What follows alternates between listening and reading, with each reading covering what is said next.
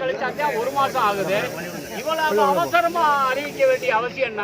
நிதானமா கணக்கெடுத்து முறையா சொசைட்டி வாரியா கணக்கெடுத்து என்ன கடன்கள் வாங்கியிருக்காங்க, என்ன தள்ளுபடி பண்ணணும்னு ஒரு நிதானமா விவசாய சங்க தலைவர்களை அழைச்சி பேசித்தானே முடிவு எடுக்கணும். கார் கம்பெனி முதலாளிகளை மட்டும் 2ஆம் நாளே சந்திக்க முடியுதுல, விவசாய சங்க தலைவர்களை சந்திக்க முடியாதா? எனவே இந்த தள்ளுபடி என்பது ஒரு ஏமாற்று வேலை. 1 வாரத்துக்கு முன்னாடி மகாராஷ்டிரா அரசாங்கம் அறிவிச்சிருக்கிறான் 2019 இருந்து 26 வரைக்கும் இருக்கக்கூடிய 7 வருஷம் வாங்கின கடை 2 லட்சம் ரூபாய் வரைக்கும் விவசாயிக்கு தள்ளுபடி, 36,000 கோடி தள்ளுபடி. அவனுக்கு ரிசர்வ் பேங்க் கிடையாதா? உங்களுக்கு மட்டும்தான் ரிசர்வ் பேங்கா? எனவே இந்த பயிர்க்கடன் தள்ளுபடி என்பது ஒரு கண்துடைப்பு வேலை. இதை விவசாயிகள் நாங்கள் ஏற்றுக்கொள்ளவில்லை. நீங்கள் முறையாக கணக்கெடுப்பு நடத்தி தேர்தல் வாக்குறுதியிலே சொன்னது போல 5 ஏக்கருக்கு கீழே இருக்கிறவர்களுக்கு அனைத்து கடனும் தள்ளுபடி, 5 ஏக்கருக்கு மேலே இருந்தால் 50% தள்ளுபடி. இது முதலமைச்சர் தேர்தலிலே வாக்குறுதியிலே சொன்னதை செய்யுங்கள் என்றுதான் நாங்கள் கேட்கிறோம். இது முதல் கோரிக்கையாக இன்றைக்கு புதிய மாவட்ட ஆட்சித்தலைவரிடத்தில் கொடுத்து தமிழக அரசுக்கு நீங்கள் பரிந்துரை செய்ய வேண்டும் என்று நாங்கள் கேட்டுக்கொள்கிறோம்.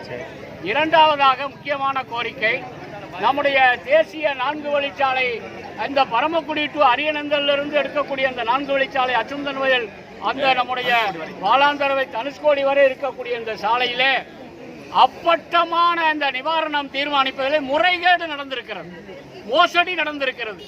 இதுக்கு முன்னால் இருந்த டிஆர்ஓ அந்த தாசில்தார்கள் கான்ட்ராக்டரோடு சேர்ந்து கூட்டு களவாணித்தனம் செய்திருக்கிறார்கள் என்று நாங்கள் பகிரங்கமாக குற்றம் சாட்டுகிறோம். 2015 இதே இடத்துல 4 வழிச்சாலை விரிவாக்கம் செய்யும் போது விவசாயிகளுக்கு கிடைத்த நிவாரணத்தில் இழப்பீடுல பாதி கூட கிடைக்கவில்லை. அதே போல வீடுகளை இழந்தவர்களுக்கு 50 லட்சம் ரூபாய் 1 கோடி ரூபாய் மதிப்புள்ள வீடுகளை இழந்தவர்களுக்கு 5 லட்சம் 10 லட்சம் என்று சொல்லி ஏமாற்றுகிற வரையில இவர்கள் இந்த நஷ்டஈடு கொடுத்திருக்கிறார்கள். வளைய மாவட்ட ஆட்சித்தலைவரை போன மாசம் 12ஆம் தேதி நாங்கள் சந்தித்தோம். பரமக்குடி தாலுகாவிலே 1074 பேர், ராமநாதபுரம் தாலுகாவிலே 1071 பேர், அப்ப 2000 பேருக்கு மேல இருக்கு.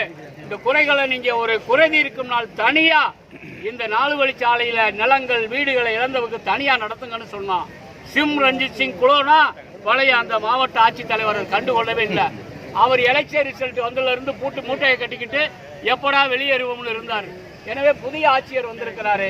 இந்த புதிய ஆட்சியர் இடத்துல இந்த கோரிக்கையை சொல்லி தனியாக ஒரு நாள் இந்த இழப்பீடுதாரர்களுக்காக ஒரு கூட்டம் நடத்தி அவருடைய குறைகளை கேட்டு அதுக்கு பரிகாரம் செய்ய வேண்டும் என்கிற முறையிலே தான் இன்றைக்கு மாவட்ட ஆட்சித்தலைவரை சந்திப்பதற்காக நாங்கள் சென்று கொண்டிருக்கிறோம்.